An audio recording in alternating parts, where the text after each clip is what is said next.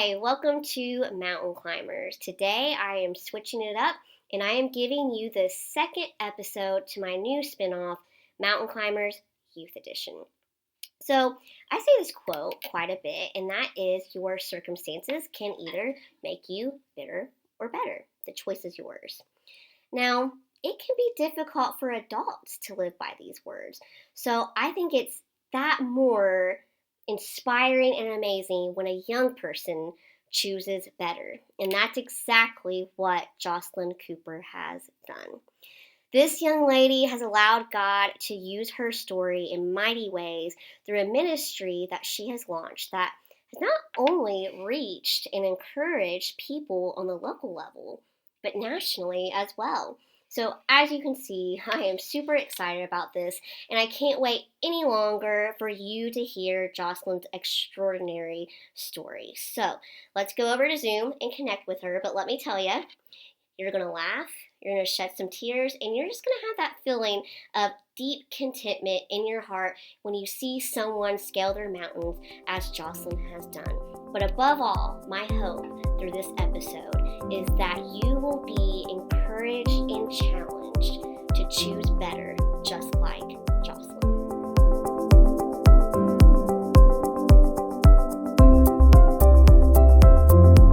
Hey, Jocelyn, how are you doing? Good. Thank you so much for coming on Mountain Climbers. I am just so excited to hear your story, and I know it's going to be an inspiration to whoever listens to it, and God's just going to use it in mighty ways. So, thank you so much. I appreciate it. Thank you for having me. You're so welcome. So, the first thing that we need to know, what makes Jocelyn Jocelyn? So, tell me a little bit about your story. Go into as much detail as you want, be as vague, but just so we get a sense of who you are. Well, I was born in Portsmouth, Ohio in 2004. I lived in West Portsmouth with my mom and dad until I was 2 years old. We had a house fire and our trailer burnt down. Oh, So we ended up moving in with my grandma and grandpa yeah, for a couple years. And when I want to say around 4 years old, yeah, we moved into Wayne Hills, which okay, is apartment buildings in Portsmouth.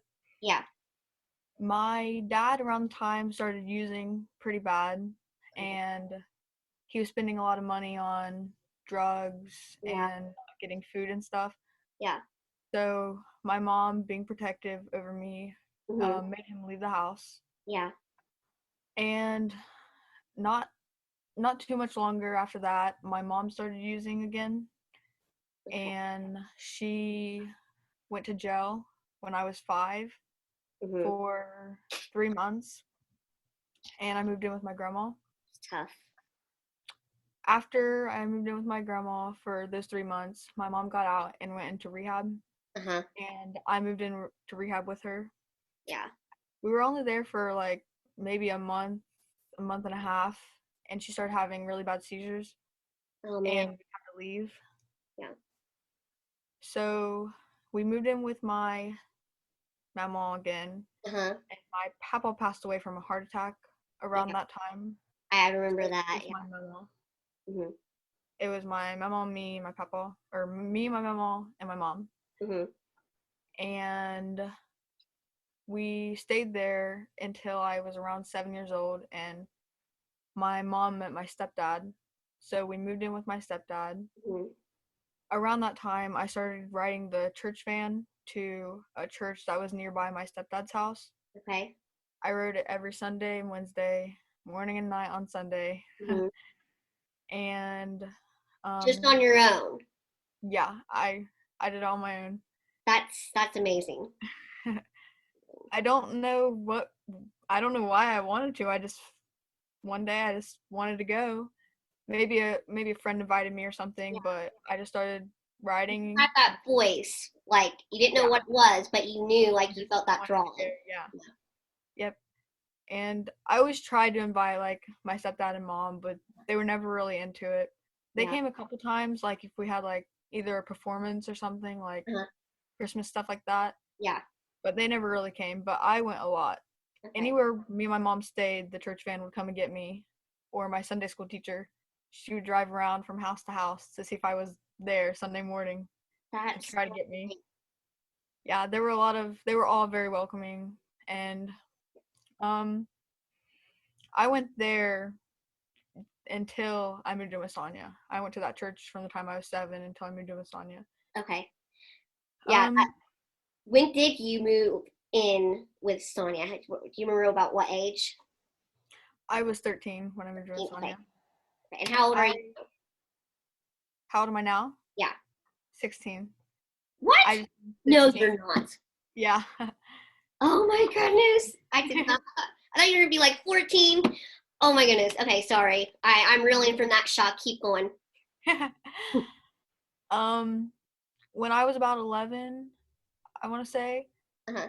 I started getting in trouble like at school and outside of school with friends. Yeah. Like I even like started drinking some with friends, older friends, Mhm. and I didn't go to school a lot. Mhm. The truancy officer was at our house all the time. Gotcha. My grades were like all F's. I Mhm. Even when I did go to school, I was always like in school suspension Okay. or arguing with teachers. Yeah. Um, Even like during all of that, I still went to church. I don't know what part of me was just like getting in trouble's okay, but I still went to church, but I did. You I still felt always that went to church. drawing. Yep, I always went to church. I Mhm. All the time. But I was moving from house to house. Like Mhm. my mom like always argued with my stepdad, so she would like stay at different houses. So Mhm. I like kind of just jumped from house to house, Yeah. either with friends or my grandma's or his house. Mhm. But that's when my mom was getting really bad on drugs, and she would be in different houses, and I would go out like late at night and like look for her because Uh-huh. I couldn't sleep if my mom wasn't home. I didn't like it, so I'd walk Yeah. around and look for her. Mhm. And the school started to worry about me, and um like friends of Sonia's would maybe see me sometimes and would contact her, Yeah. and my principal ended up contacting Sonia Mhm. and telling her that I just wasn't safe where I was Yeah. and about me not going to school and me getting in trouble. And on April April 6th, 2017, I moved in with Sonia and Chris. I was Okay. 13. Okay. And so, just so the viewers know, explain the relationship between your mom and Sonia. That's they're sisters, right? Yeah, my mom and Sonia are sisters, yes. Okay. And your mom's older than Sonia, right? No, Sonia's older than my mom. My Oh, okay. mom my mom's like I think 34 and Sonia's Oh, 22. okay. See, I always thought that it was like the oldest brother, your mom, Sonia, and then Jacob. So I'm No, totally off. yeah. It's the oldest brother, Sonia, my mom, Okay. then Jacob. Okay. So, do you have any contact with your mom, dad, stepdad at all? Um, I talk to my mom um almost every day on the phone. That's good. I don't really see her that often, Okay. but she stopped by a couple days ago because I got some clothes together for a little Okay. girl. Her Oh, mom just lost her job, and I wanted my mom to give the clothes to her. So I sweet. got a bunch of clothes ready, and Uh-huh. she came over, but not often. Okay. My stepdad wished me a happy birthday on my birthday, but we don't talk often. Okay. And my dad passed away in 2019, Oh, I'm so January sorry 2019, from an about overdose. Yeah. that. Really sorry about that. Um, so let's go back to that drawing that you've talked about, that you just somehow have always had this calling to church and to things of God, not knowing why, but you did. So when did you accept that calling and get saved? Was it before you moved in with Sonia or after? And just really, I want you to share your salvation story in detail. I got saved on Easter when I was 8 years old. Okay. Um, We were in Sunday school, and my Sunday school teacher was kind of talking about hell and what happened if you went Okay. to hell. And Mhm. I think I was just really scared.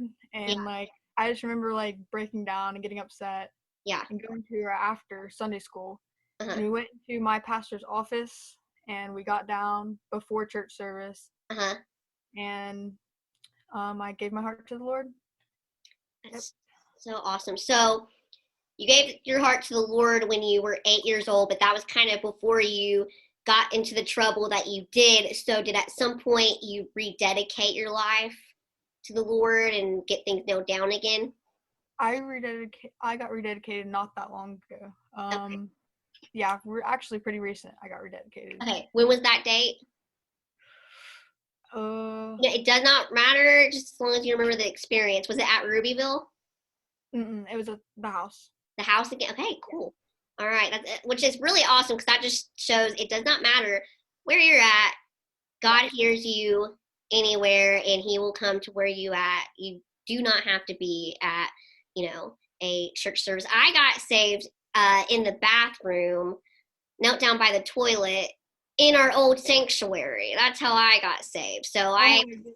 I was 10 years old. I did not want to go up to the altar. It was too big. So I was like, I'm just going to go back to the bathroom and just do it there. So, hey, he can save you anywhere. So that's really cool.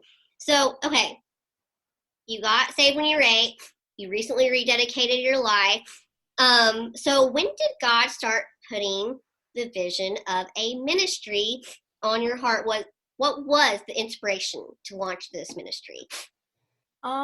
I think that after my dad passed away, Hmm. it just kind of like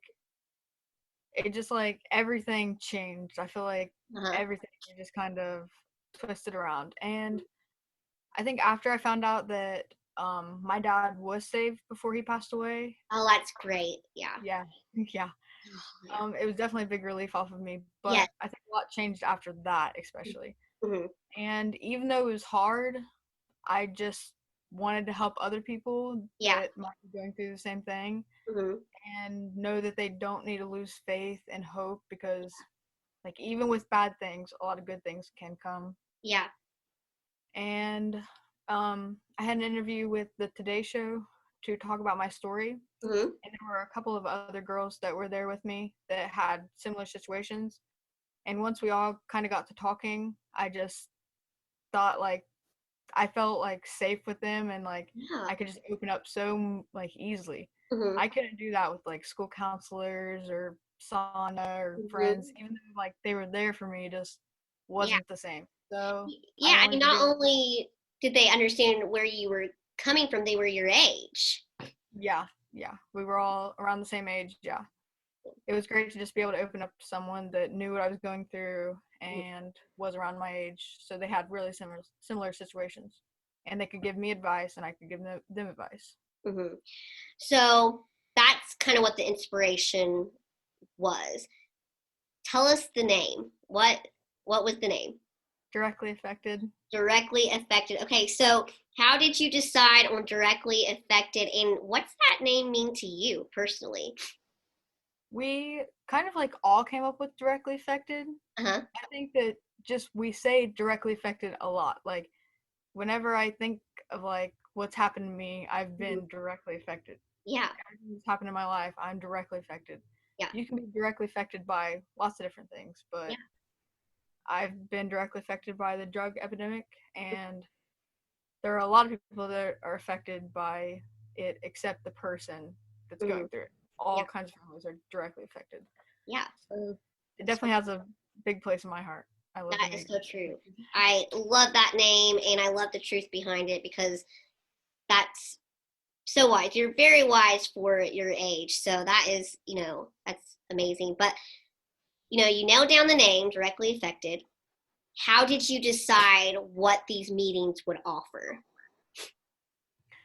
I think that kind of all goes back to why I wanted to start it. I Mhm. wanted to be able to have other teens that have went through like similar situations that I have Mhm. to open up to and for them to open up to me Yeah. and for me to share my story of how far I've come and to give Okay. them hope. So I think that kind of all fell into place. as Okay, to what I wanted to happen.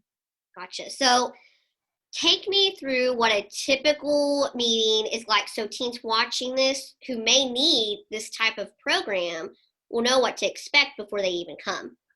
Yeah. Well, we all meet at Central Church of Christ and we eat beforehand. Okay, So the first thing we do is eat. We have a lot of people that sponsor our food. that's So we have, yeah, we've had a lot of people like Toro Loco sponsored. mhm, Lori Davis actually made us food one day. It was great. She's a sweetheart. But good. so we eat food first, and then we go back into a room away from the adults. Uh-huh. Go into a room and sit down. And we either have a topic meeting or a speaker meeting. Okay.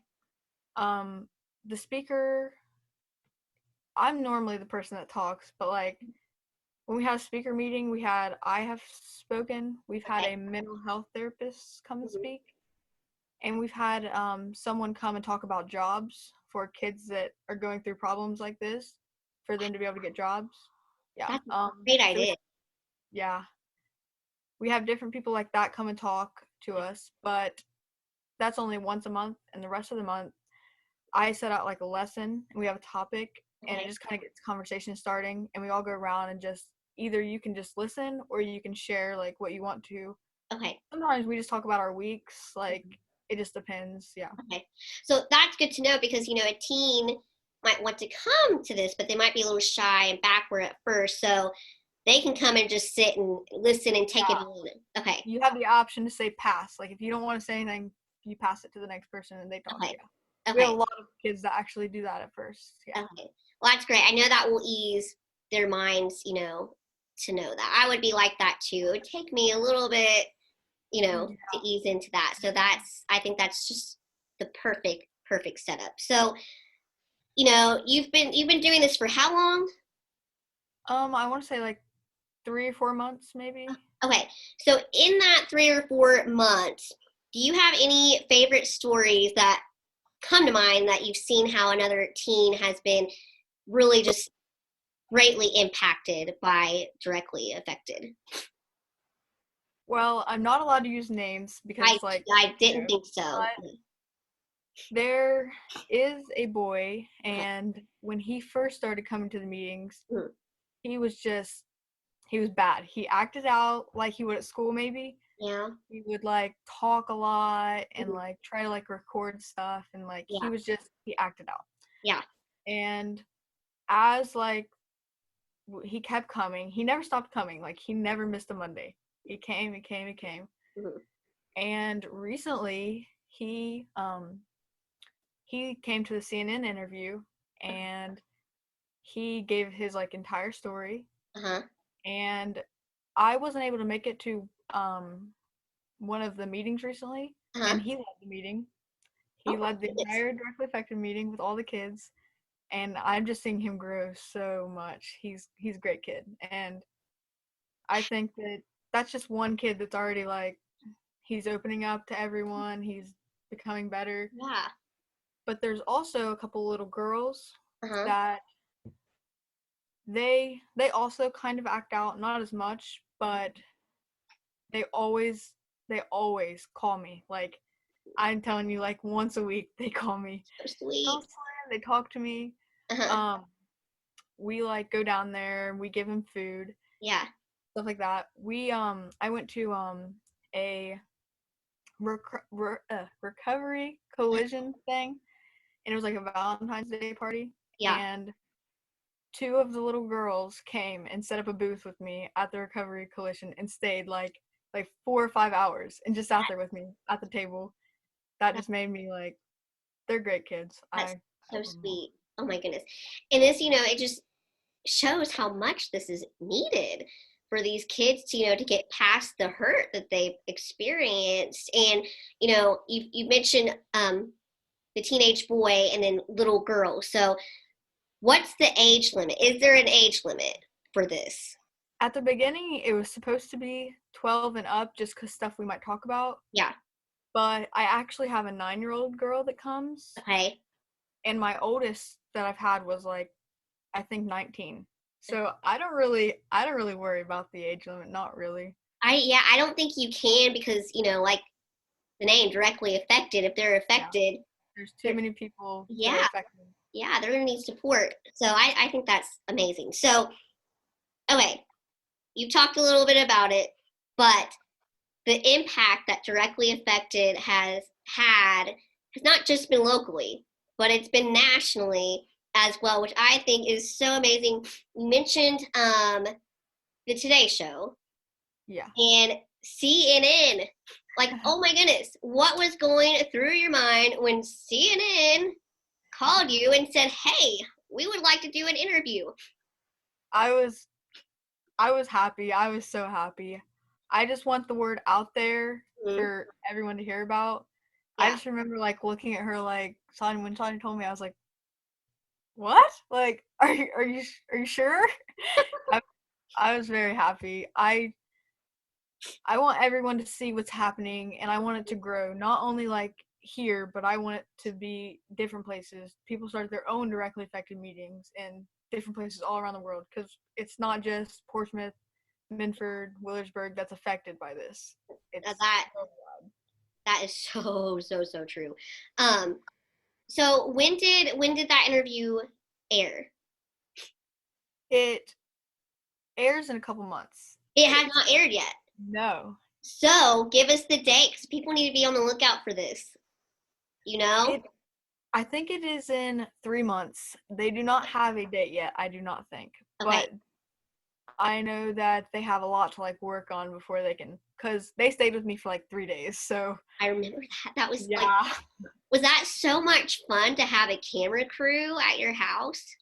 uh, it was, but I did not like being mic'd so much because I was mic'd like all the time. So Were anything I you? said, like they heard all the time, and like anything I did, they were always like on me with the camera, like even Even eating at the dinner eating. table. Yep, So eating at the dinner table with my family, they were always there. Yep. that is so cool. So basically, the only time you got privacy was sleeping in bathroom. Yep. Yeah. Wow, what an experience! Oh my Yeah. goodness. But I know it's going to be totally worth it. It's going to help so many people. So we know to be on the lookout for it in the next few months, right? Yeah. Okay. And I'm sure Sonia will post about it and it'll be all over Yeah. She will. Facebook and RCC Youth page. And so I'm very much looking forward to that. That's so cool. So we're in the middle of a pandemic, if you hadn't noticed. So, how has